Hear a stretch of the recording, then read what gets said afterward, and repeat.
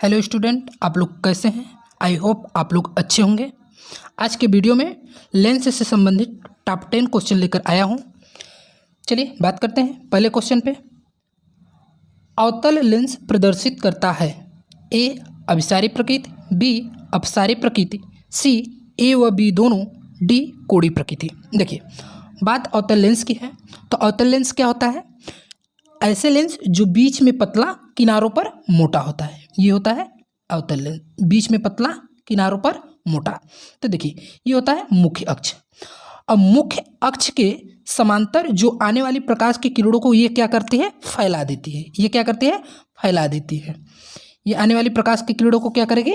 फैला देगी। ठीक, जिसको अपसरित कर देती है। इसी को हम क्या बोलते हैं? अपसरित। यानी अवतल लेंस क्या करता है? मुख्य अक्ष के समांतर जितनी भी प्रकाश की किरणें आएंगी उसको क्या करेगी? अपसरित कर देती, फैला देती है।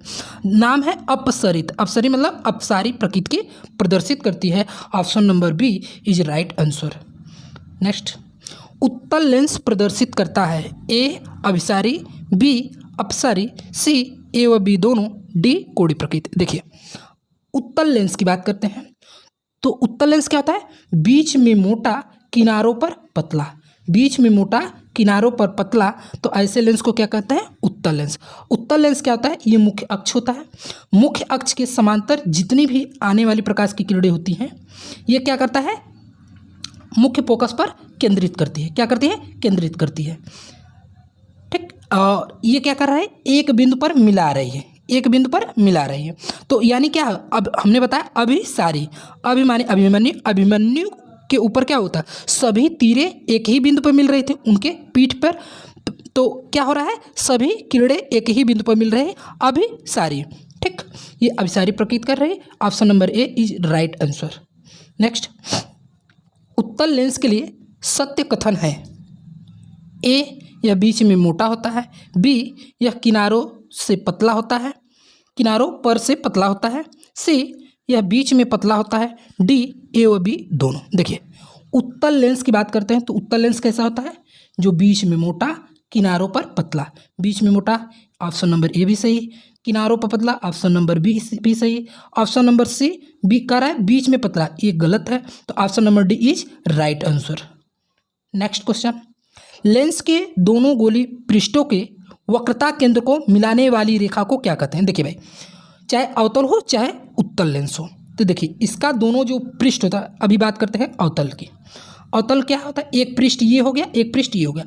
इन दोनों के वक्रता केंद्र को क्या करता है? मिलाने वाली जो रेखा होती है इसको क्या कहते हैं? मुख्य अक्ष कहते हैं। अब ये हो गया उत्तल, इसके केंद्र को मिलाने वाली रेखा को क्या कहते हैं? मुख्य अक्ष कहते हैं। B is right answer.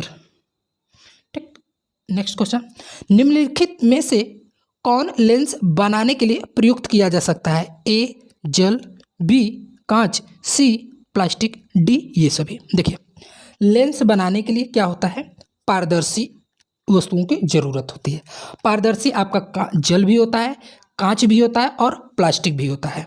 तो ध्यान दीजिएगा ये सभी option D is right answer आपका सही रहेगा। क्वेश्चन नंबर 6 पे बात करते हैं।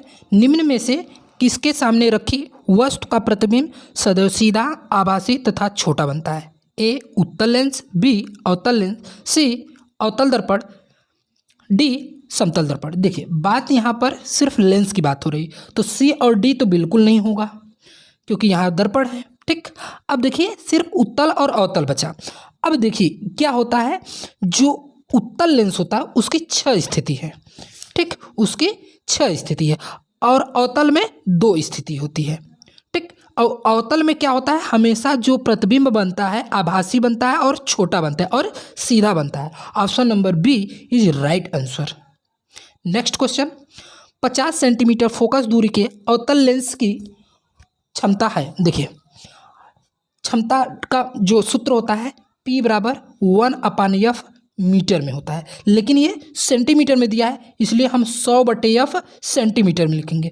तो P बराबर क्या हो जाएगा? 100 क्या है? 100/F का वैल्यू कितना है? 50।